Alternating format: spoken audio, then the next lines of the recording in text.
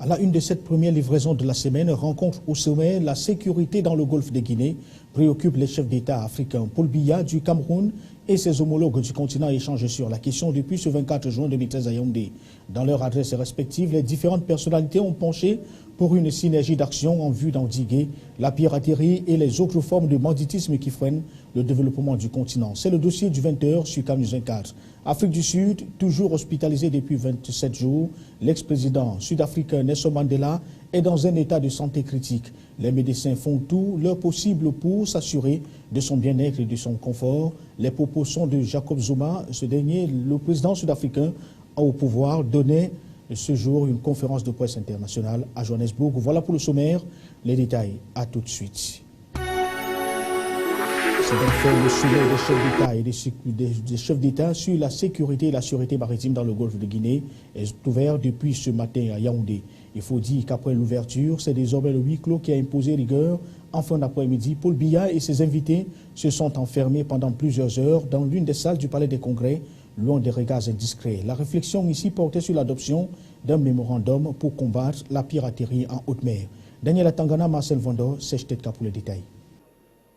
La grande mobilisation populaire qui a enflammé le Palais des Congrès au cours de la cérémonie solennelle d'ouverture de cette matinée du 24 juin 2013 s'est estompée le temps du huis clos. Sur l'esplanade, les groupes de danse traditionnels n'ont pas baissé la garde. Ils se sont engagés à travers des sonorités pour donner une certaine ambiance festive à la deuxième phase capitale du sommet. Ils sont soutenus dans ce déploiement par la fanfare de l'INJS. À l'intérieur, la salle des 1500 places s'est vidée de ses occupants de la matinée en attendant la clôture du 25 juin 2013. Dans le hall des pas perdus, journalistes et autres délégués au sommet, non conviés au huis clos qui est de rigueur, échangent sur d'autres sujets, pas forcément liés à la sûreté et à la sécurité maritime.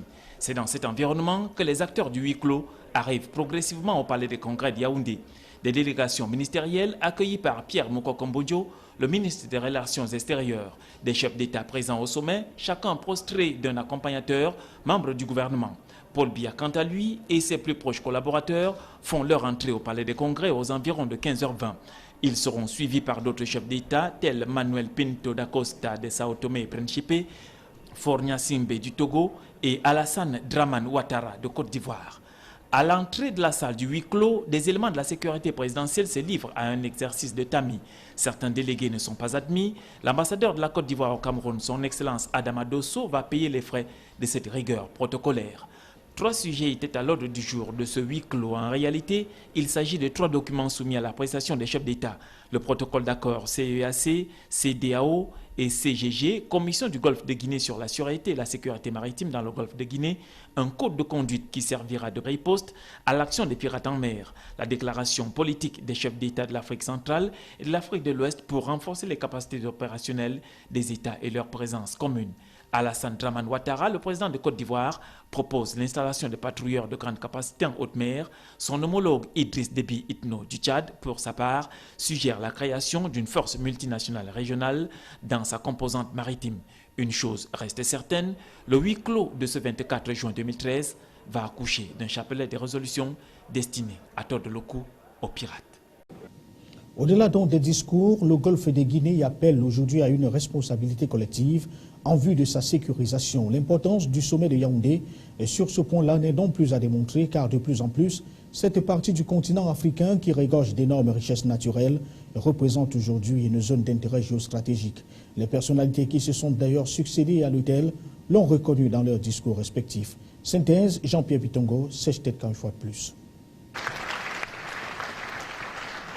Invité à prendre la parole par le président Paul Biya, le délégué du gouvernement auprès de la communauté urbaine de Yaoundé relève que ce sommet doit être celui d'une prise de conscience.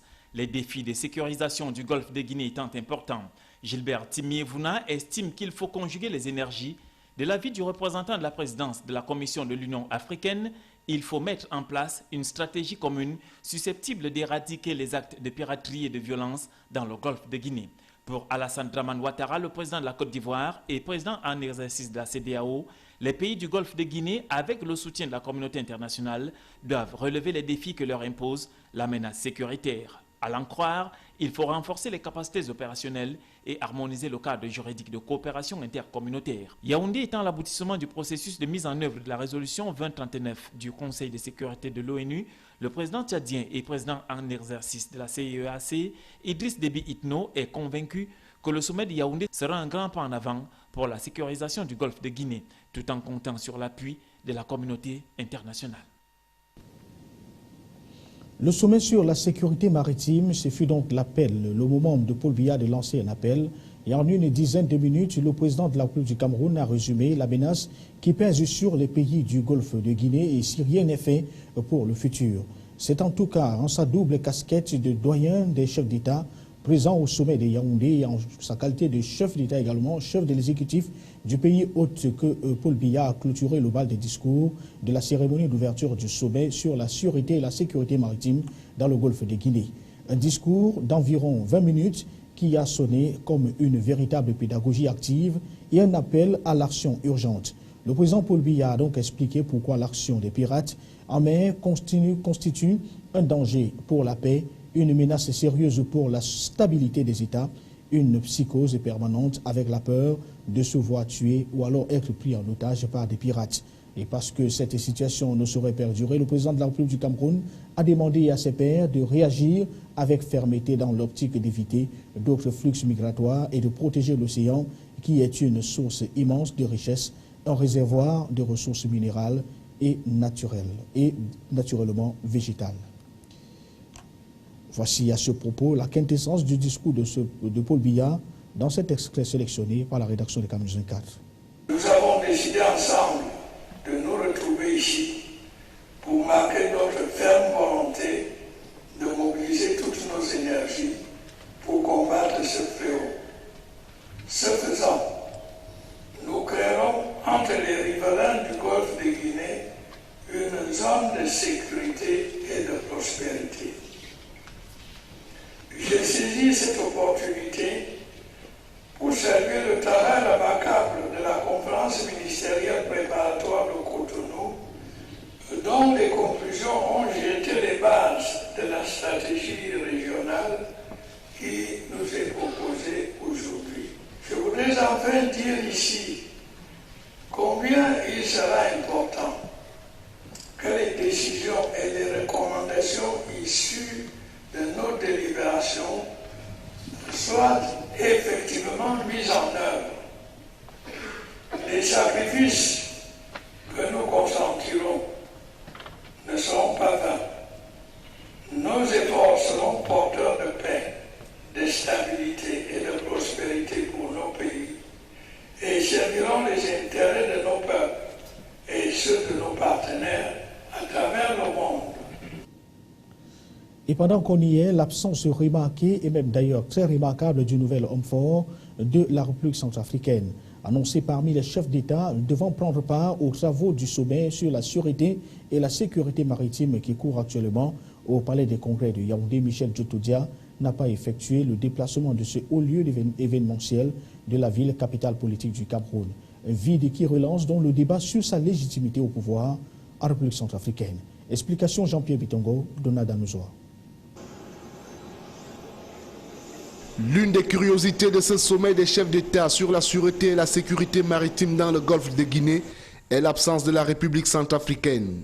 Michel Djotodia est pratiquement le seul chef d'État des pays membres de la CEEAC à n'avoir pas effectué le déplacement de Yaoundé pour siéger aux côtés de Théodore Obiang Mambazogo, président de la République de la Guinée équatoriale, Idriss Déby Itno du Tchad, Denis Sassou Nguesso du Congo, Ali Bongo Ndimba du Gabon, Pinto da Costa de Sao Tomé et Principe.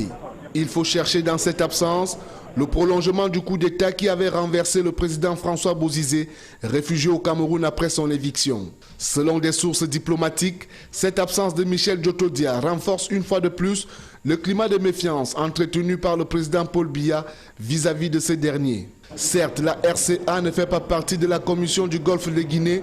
Néanmoins, la Centrafrique fait partie des 10 pays membres de la CEEAC, la communauté économique des États de l'Afrique centrale. Il se pose alors un réel problème de la légitimité du bourreau de François Bozizé.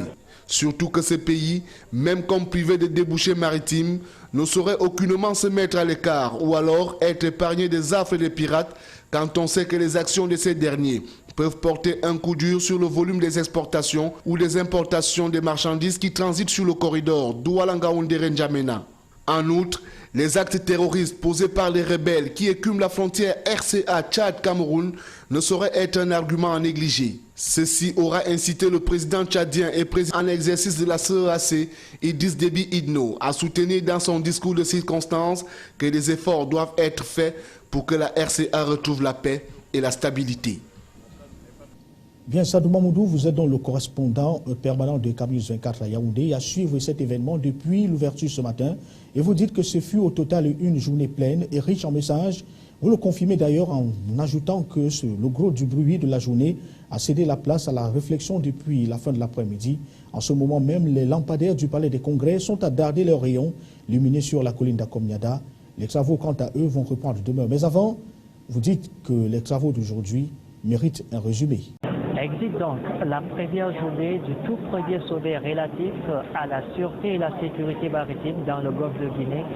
Une journée qui a permis donc d'avoir un huis clos marqué par cette tenue ici même au Palais des Congrès de Yaoundé, de la mise sur pied du bureau de l'organisation de ce sommet, l'adoption de l'ordre du jour, mais également ce huis clos a permis aux différentes délégations ici présentes à Yaoundé, au rendez-vous initié par son Excellence Paul Biya, président de la République du Cameroun, de mettre sur pied des mesures coercitives, mais surtout des mesures qui permettront désormais au golfe de Guinée d'avoir des côtes sauves et également des côtes saines, surtout d'avoir des navires qui puissent aller dans tous les sens sans toutefois courir le risque d'être enlevés, kidnappés. Mais également, c'est une journée qui a permis aux différentes délégations de comprendre que le Cameroun occupe une place stratégique. Cameroun devait être cette plaque tournante de toute l'Afrique, mais également c'est une journée qui a permis donc aux différentes délégations de prendre des mesures qui permettront désormais à la Corne d'Afrique, aux côtes sahéliennes, mais également aux zones de production d'hydrocarbures telles Bakassi, d'avoir une quiétude, une sérénité, mais surtout des employés de ces côtés-là, d'éviter les enlèvements. Eh bien, la soirée, elle, est surtout marquée par cette réception organisée par le couple présidentiel Paul et Chantal Biya. Une réception donc qui permettra à toutes ces délégations de se rafraîchir, mais également de prendre le pouls du palais de l'unité. Eh bien, dès demain, à partir de 9h30, on va assister à cette adoption du code de conduite relatif justement à la coercition, à la répression, mais surtout à la mise hors d'état de nuire de tous les actes ou du moins les actions de vandalisme sur les côtes du golfe de Guinée. Direct du Palais des Congrès, fief même de ce sommet des chefs d'État et membres du gouvernement, de la Commission des États de l'Afrique centrale, mais également la Commission du Golfe de Guinée et de la CEDEAO, Ali Mohamed, Marcel Vondo-Abin, Sadou Mamoudou, Gustave Canada, Daniel Atanga, Jean-Pierre Bitongo, Florian Payot, Salmon Foué, Camille. Très bien, c'était donc Sadou Mamoudou. Pour le résumé de cette journée, la reprise des travaux c'est demain. On parle dans une autre actualité à présent et avec en première ligne économie et finances, puisque Douala se prépare à accueillir la première édition du Forum international de l'Afrique subsaharienne sur la microfinance.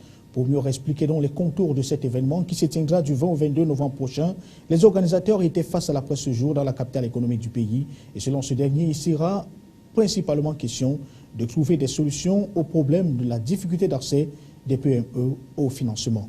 Les détails à Betty Bichaga, José Ngongan. Sur liquidité bancaire, épargne et sous-financement du secteur privé, quels mécanismes et nouvelles techniques pour résoudre ce grand paradoxe de l'économie africaine? C'est sur ce thème que se tiendra du 20 au 22 novembre prochain à Douala la première édition du Forum international de la finance en Afrique subsaharienne. Pour les organisateurs, l'événement vise à susciter une réflexion concertée entre les parties prenantes afin de trouver les solutions et mécanismes de financement les plus pertinents au développement du continent. Il s'agira à travers ce forum, justement, qui sera décortiqué en 5 thématiques, de trouver tous les moyens modernes, voilà, à travers des échanges entre les experts, justement, des différents pays africains, qui pourront faire valoir, faire partager leur expérience. Donc il y aura différentes thématiques. Il y aura une thématique justement sur tout ce qui est l'évolution du système financier africain.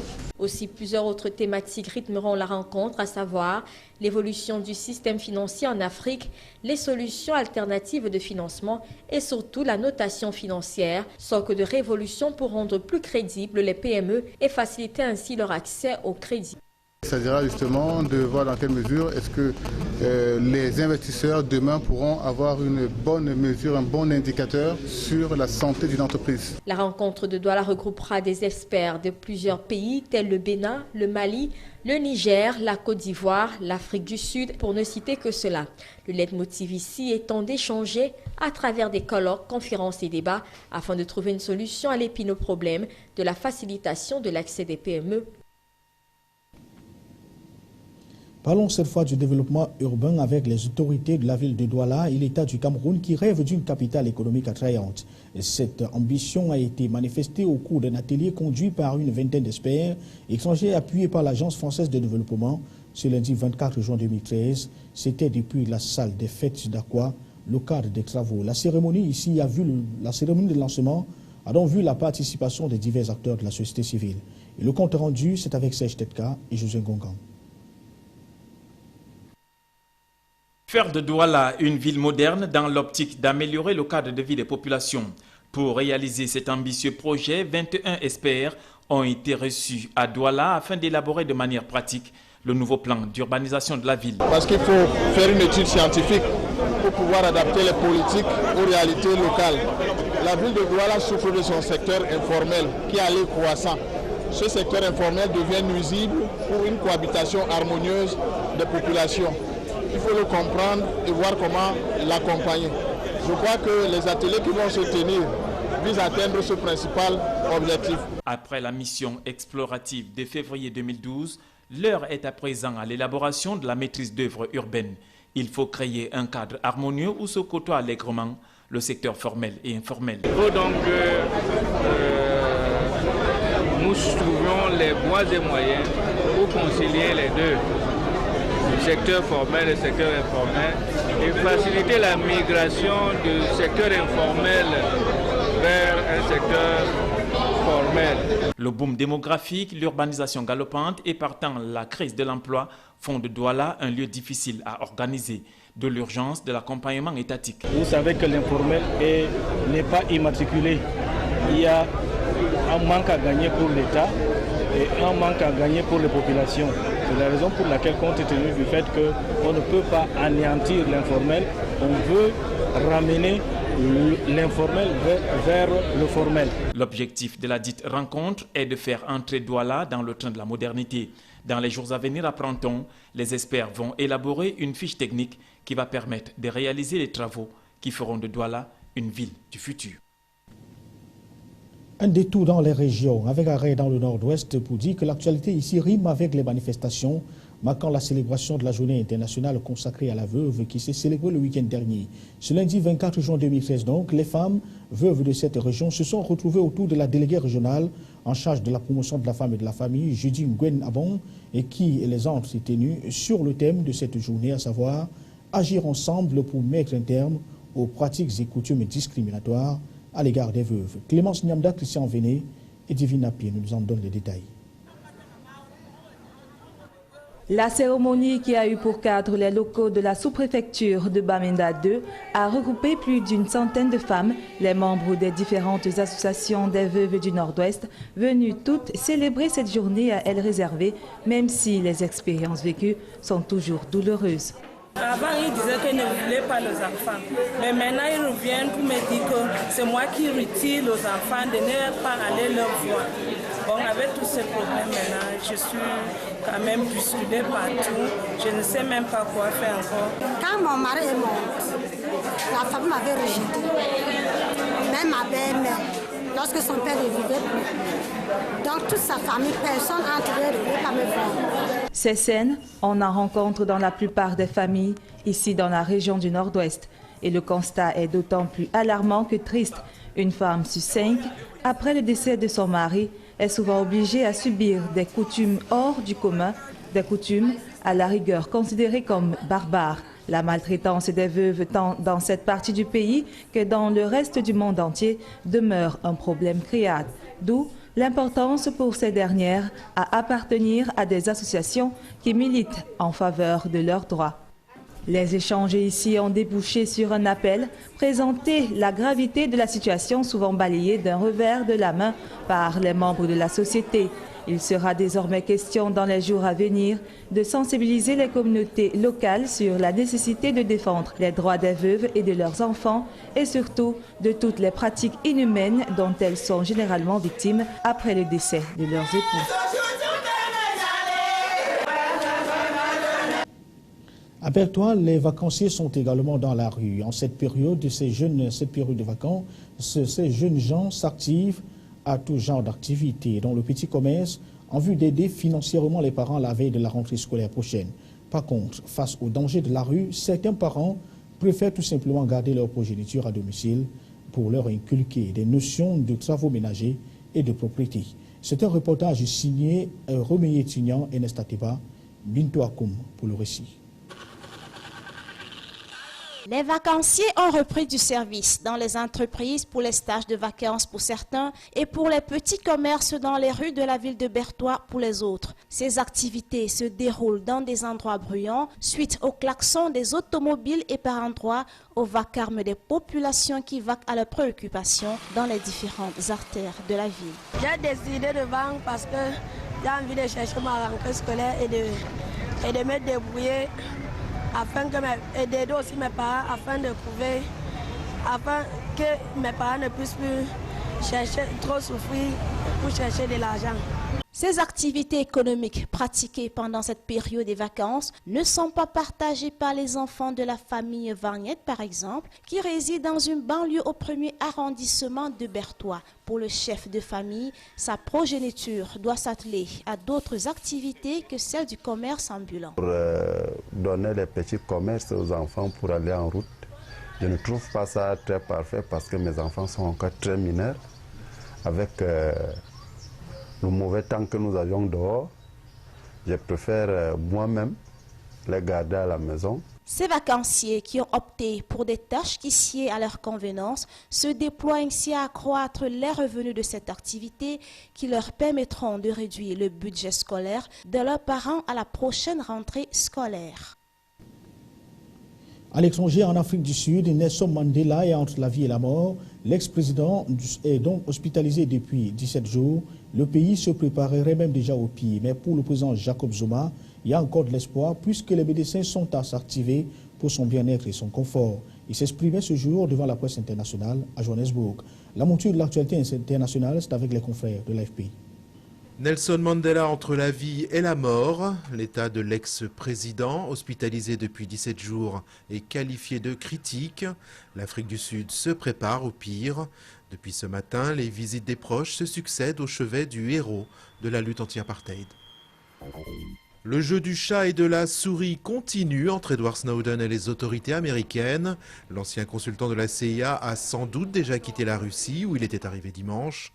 Le jeune Américain semble prendre plaisir à brouiller les pistes. Il n'aurait pas pris place à bord du vol d'Aéroflot à destination de Cuba comme prévu.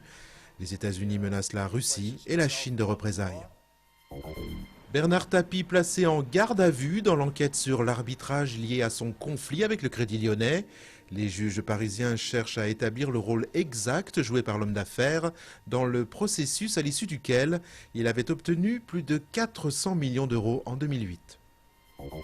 Le frère de Saad al-Hili, Zaïd, arrêté en Grande-Bretagne dans l'affaire dite de la tuerie de Chevaline. La piste familiale reste donc toujours privilégiée par les enquêteurs. Zaïd al-Hili est soupçonné d'avoir participé à un complot ayant conduit à l'assassinat de son frère en septembre dans les Alpes françaises. Le 25 juin 2009, disparaissait Michael Jackson. À la veille du 4e anniversaire de la mort du roi de la pop, le musée de Madame Tussauds présente des nouvelles figurines de l'artiste. Les statues de cire ont été dévoilées sur la scène du théâtre lyrique de Londres, où s'était déroulé pendant 5 ans le spectacle The Thriller. Fin de ce journal, mesdames, messieurs, merci pour votre fidélité au programme de CAM News 24 et nous vous souhaitons d'ailleurs de passer une très bonne semaine. en compagnie de ces derniers qui se poursuivent. Bonsoir.